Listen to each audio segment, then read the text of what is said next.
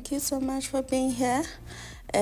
On this day, I wanted to make granola or muesli. I just never know the difference, but I'll find out. I had plums. I bought plums not so long ago, so I chose the ones that I felt that they were soft, and I wanted to make a binder. I've never done this before with plums. As we all know, plums are, how do I put it, they are watery. It's different from peach or mango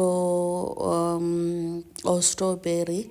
But I wanted to see, since that's what I had at home, if I could use some form of a binder or something flavor, for the granola, because I didn't have enough ingredients. I just had a little bit of nuts and walnuts, and then a mixture of sunflower seeds and pumpkin seeds, and it wasn't a lot. It was like a handful of the seeds. So I wanted to at least create a flavor into my granola. So that's why I made the plum. I don't know what to call it, but yeah, that's what I made, that plum thing, because I can't call it jam. It didn't quite come out as jam or anything, but this is how it is, and I used it hot. So basically, my oats was somewhat half cooked or slightly cooked, but it was okay. That's what I wanted to see. I'm always experimenting, guys, and I added a little bit of olive oil, and remember I also added what we call coconut oil. So my sugar was not enough. You can sprinkle sugar when you put it on, when you go put it in an oven, a little bit of sugar. This was a labor of love, guys. It took a while. I did it at 150 degrees for 3 to 4 hours because it was wet, and I wanted it to be somewhere somewhat chewy and fluffy. So it took a while. I didn't quite measure how long it took because I made it on this day and electricity went, and I finished it off the following day. So yeah, but it came out well. You'll see at the end of the what do I call, of the video. So I started on dinner as well. My dinner was simple. I was making, oh, there's a lot of name for this. Super bowl, Buddha bowl, you know there's people may call it in so many ways. So I took out two breasts and defrosted them throughout the day, and I'm going to fry them up. I've already fried the mushroom. So, but if you've been here, you know how we make the bowl. So there's really no explanation needed, because the only thing that you would need is dressing. I normally make my own vinaigrette, and which also consists of vinegar, lemon, oil, whichever way. Remember this corn that we bought the other day? This is it. It's going to be part of the meal.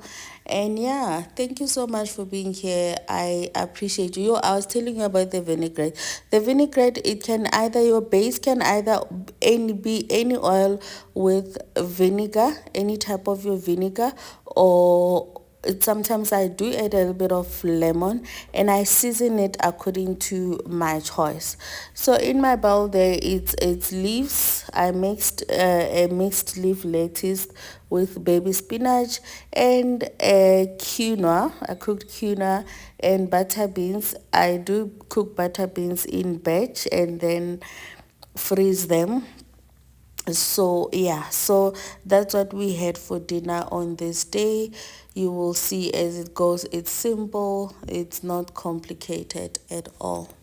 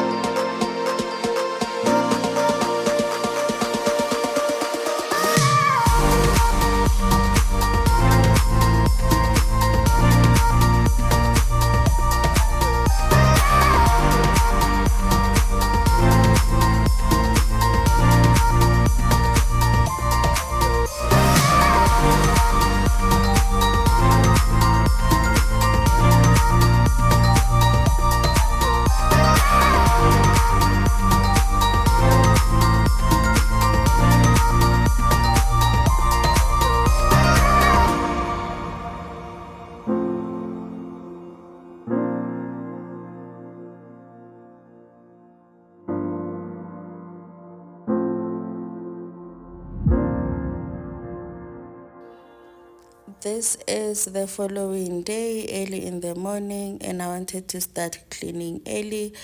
So I think this was just before 7, if I'm not mistaken. So yeah, so my house was dirty, dirty, really dirty. So I wanted to start early because I didn't want anything to disturb me, and I end up not doing what I wanted to do. So yeah, that's what I was doing today. How are you guys doing? How I hope everyone is fine, and I would like to say thank you to my subscribers, the new ones, the one that I've been getting, whether it's one or two. I appreciate every single one of you. I hope you guys stay and enjoy your time here. And another thing is, guys, I'm the one culprit in my house that leaves their shoe in the living room, or their shoes. My shoes always end under the couch. Don't ask me why, but I know why. I normally sit on the couch with my feet up and I take my shoes off. So sometimes when I stand up and I can't find them, I will walk barefooted and then I'll come back with another pair of shoe. So that means that one that I was wearing is basically going to be pushed out under the couch. Is it an intentional thing? No, but I think it's a habit that I need to break. But I am the one who always leaves the shoes in the living room, but I don't leave them where you see them. They just get pushed out at the back every single time. Yet I'm also the one who tells people not to leave their shoes in the living room. How ironic.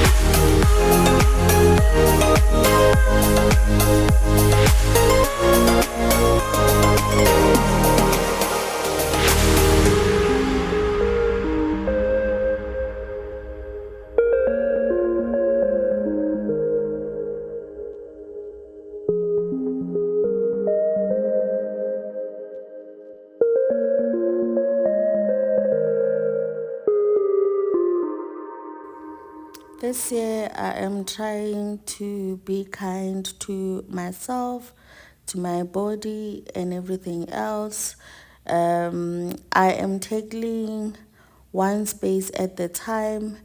I'm not saying there won't be a day where I'm cleaning a whole house all at once, but I feel like I am more productive to be able to do other things if I'm tackling one space at the time. But we will see how that goes. You guys know me. I don't stick to one thing. So we'll see how that one goes.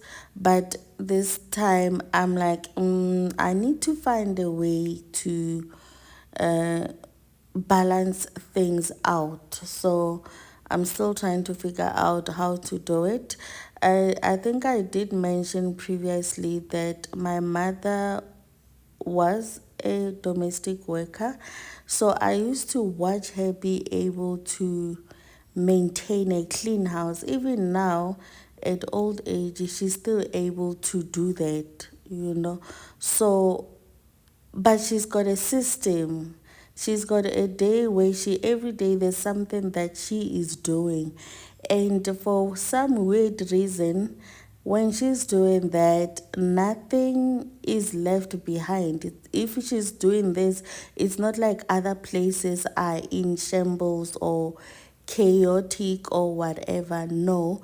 But I have just never been able to follow her script, but even her, she's got this thing of wanting, when she cleans, she wants everything to be like clean, clean, clean. Like she feels like the entire, if she says she's clean, the entire house has to be clean.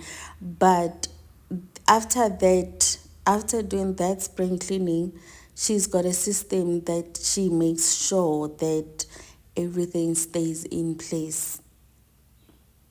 It just works, man. I don't know how to explain it, but for some weird reason, that's a skill that I did not learn, and I haven't been able to watch her do thoroughly, or I just think it's too much of admin, but she's able to do that. So I don't know. Maybe I should take lessons from her on how to do it. But I do know every day she'll say, today is the day for, this week is the week for. So she's got things that she does every single day.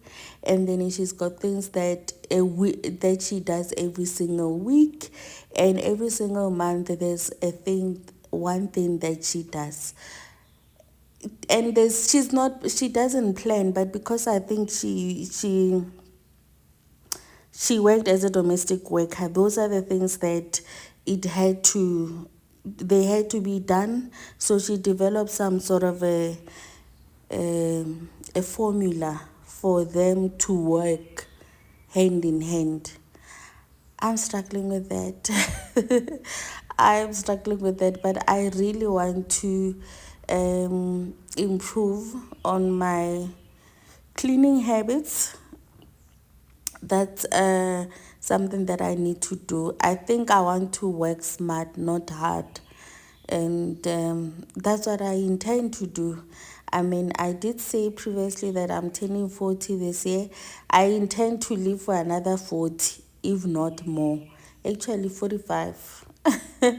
So according to me, I'm just halfway through my life. So I intend to live 45 and above, and in that 45 and above, I want to be the best version of myself. I think when you get to this point, you know what you want, how you want things, and you can only improve. You can't go anywhere. Um, you can't go back. You can only improve. So I only want to improve, and I want to apply techniques that are going to help me to work smart, not hard. Work but still, like, do things that I'm supposed to do but still enjoy life. let's see how that goes. And I think you guys will be the judge of that at the end of the year. As for now, that's what I want to do, and I hope it works out. We will see.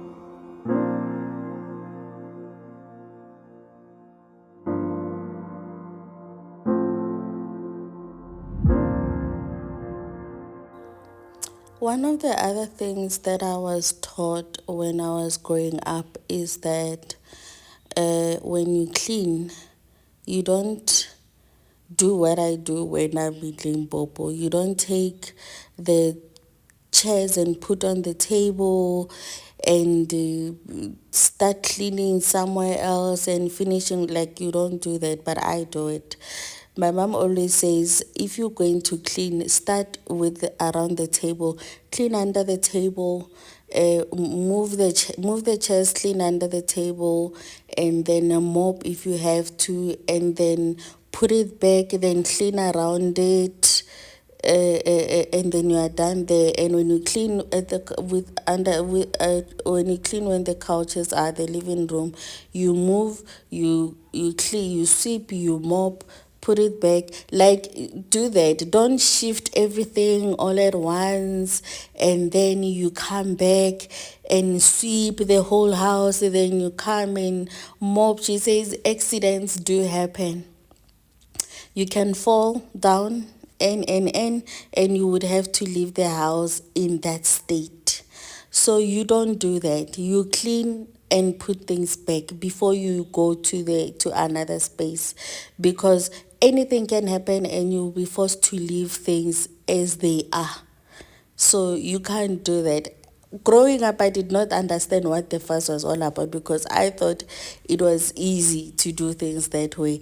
But now I understand. Because even when you are cleaning and maybe you get guests, they are able to sit while you are still cleaning, and you don't feel bad about it, and it doesn't get messy. I don't know if that makes sense. Yeah. And on my bathrooms, I decided that I'm not going to clean thoroughly in the bathrooms.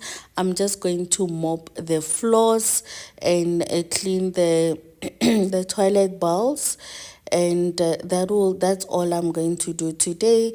But I will come back during the in the next few days, or tomorrow, it depends, to do thorough cleaning on them. But I wanted to mop the floors, I don't know if that makes sense. Like I said, I want to work smart, not hard.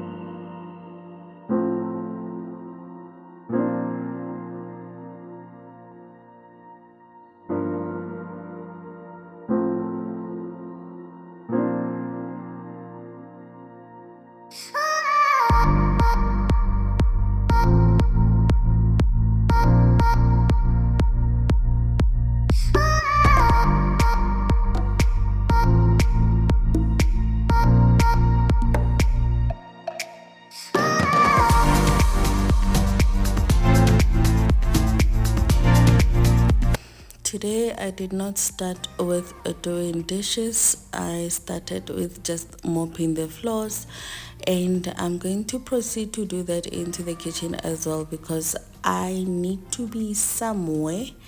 Like, I was actually running out of time. I was 10 minutes to 15 minutes late, so I did not want to come back to having to what do we call, I did not want to come back to having to start mopping again, going back to mopping. And as you can see, guys, I do not like unpacking the dishwasher. That is Theo's job. So whenever I do dishes and then I find out that he did not pack it, oh, it just takes me back. I don't like unpacking the dishwasher. I don't mind packing it, but I don't like unpacking it. So it was, I don't know. It does something to me, but I don't like doing it. So I am done with what I was doing, that what I wanted to do. So now I'm going to tackle the kitchen, the dishes, and to be precise. So I had to start with unpacking the dishes. That's something that I don't like doing, but I had to do it.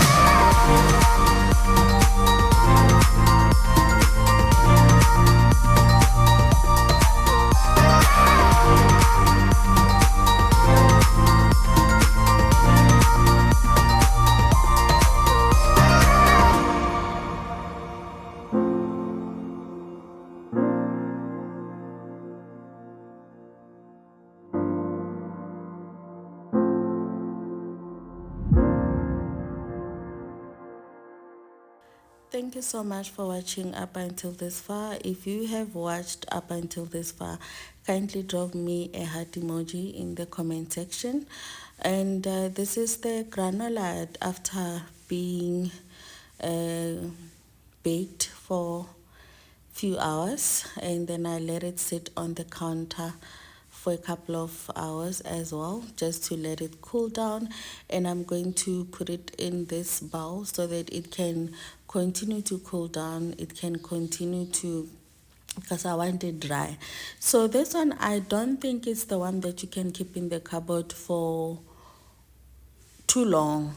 I think maximum that you can have is possibly 2 weeks, because it's chewy.